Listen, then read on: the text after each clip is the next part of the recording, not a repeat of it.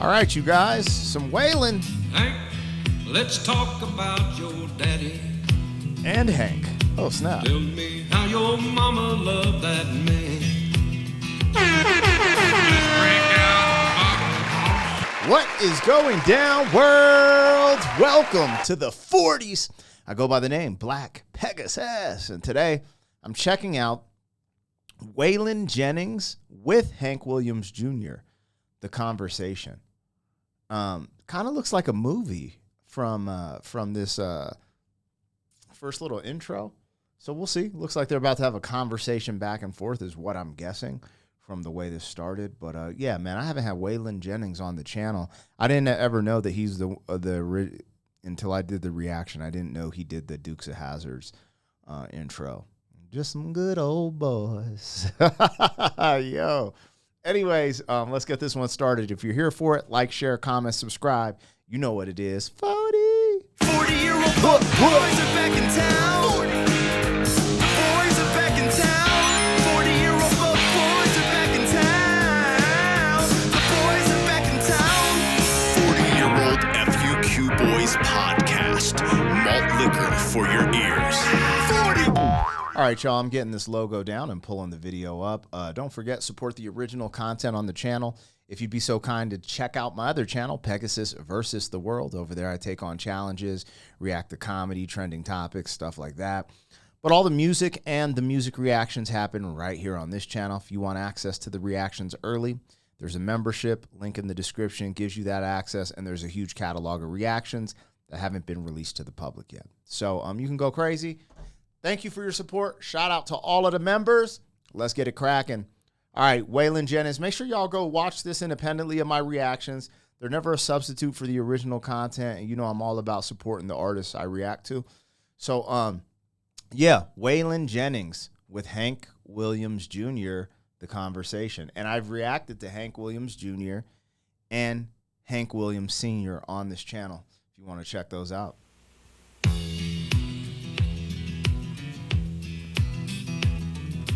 Hank, let's talk about your daddy. Tell me how your mama loved that man.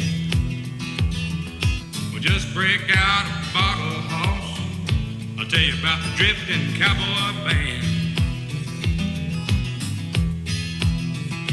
We won't talk about the habits, just the music and the man. Okay, so it seems like we're having a conversation about Hank Williams Sr. And I don't know why I didn't even mention this, but yeah, A Country Boy Will Survive. That's the title, right? It's Flame. Like, it's actually Flame. Now, Hank, you just gotta tell me, did your daddy really write all them songs? Did he? I don't deserve no answer, Hall. Let's light up and just move along. Do you think he wrote them about your mama, or about the man who done her wrong? You know that. Yeah, back then they called him crazy. Nowadays they call him a saint. Now the ones that call him crazy still riding on his lane. Well, if he was here right now, Bocephus, would he think that we were right? What do you think he might? Don't you know he would walk towards you, be right here by our side. Hold on. Bocephus. Now I know that's a reference. It's like Hank Williams' nickname because I did a reaction and I'm trying to think of what reaction it was, and that name popped up, and I was like, I don't know who that is, and they're like, yo, they're referring to Hank Williams Jr., and then he called him by his nickname, Wichita something. Sounded like it was Native American or something. But anyways, this is interesting because I don't know enough about Hank Williams Sr. to know why he would ask, did your daddy write all these songs? And then him say he doesn't want to answer the question. Let's just move along. You know what I mean? Were these songs about your mother or the man who did her wrong? Are they implying his daddy did his mother wrong? Or, you know, I don't know enough about Hank Williams Sr. or Jr. I just know the music from doing reactions. But this conversation piece is put together really well, this back and forth. And it's so cool to see.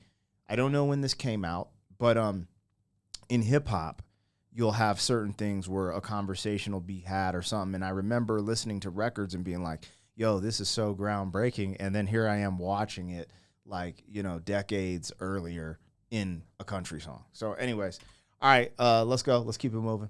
Don't you know he would walk taught you? What taught you? Be right here by our side. Yeah.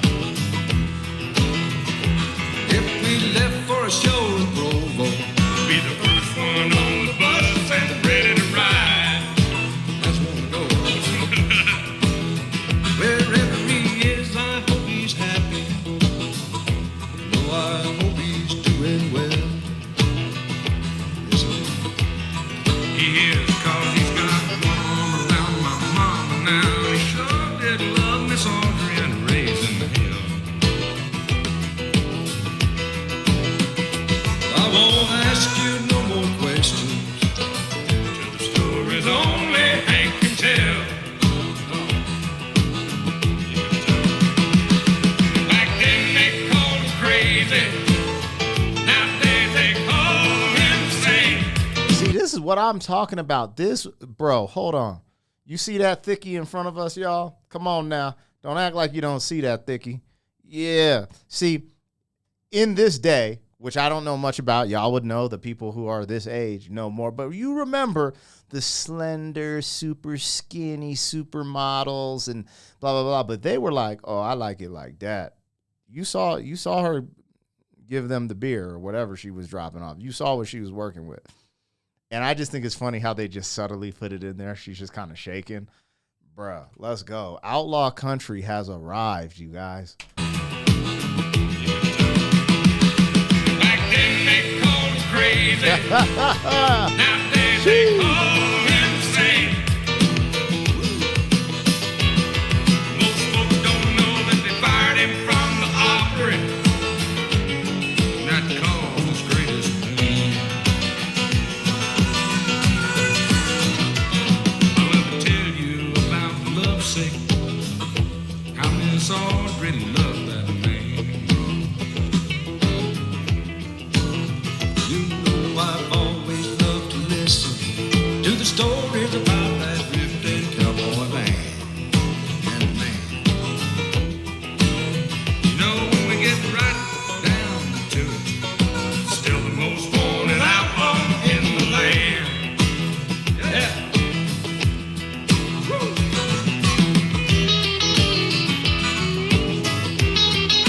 You guys, I have something to say, and it's crazy.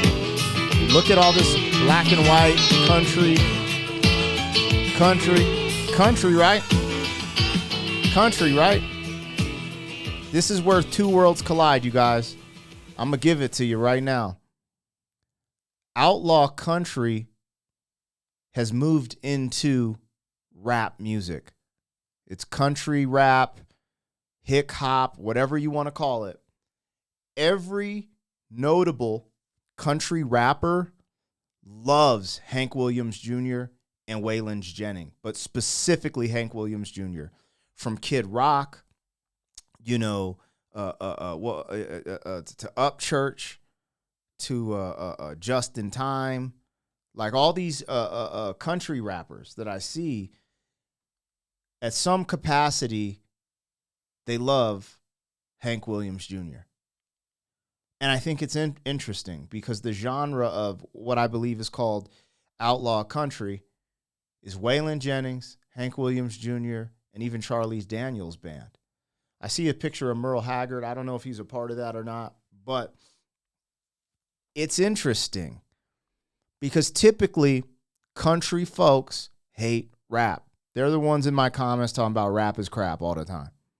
However, there is a huge sect of country artists that love hip hop culture and are now doing country rap. And it's a big thing down south. It's big. And it's getting big all over the country. So I think it's cool to highlight something like this. We go all the way to the era of Hank Williams, then to Hank Williams Jr. I think there's a third out there too. And then we fast forward to now to like even Struggle Jennings. Is he related to Waylon? Struggle Jennings is a rapper, you guys. Yellow Wolf, Jelly Roll. Like we could just start naming people who have rap in their DNA, in their music history, or in their catalog that come from country roots. I don't know. It just hit me watching this conversation back and forth and then seeing how far this goes back.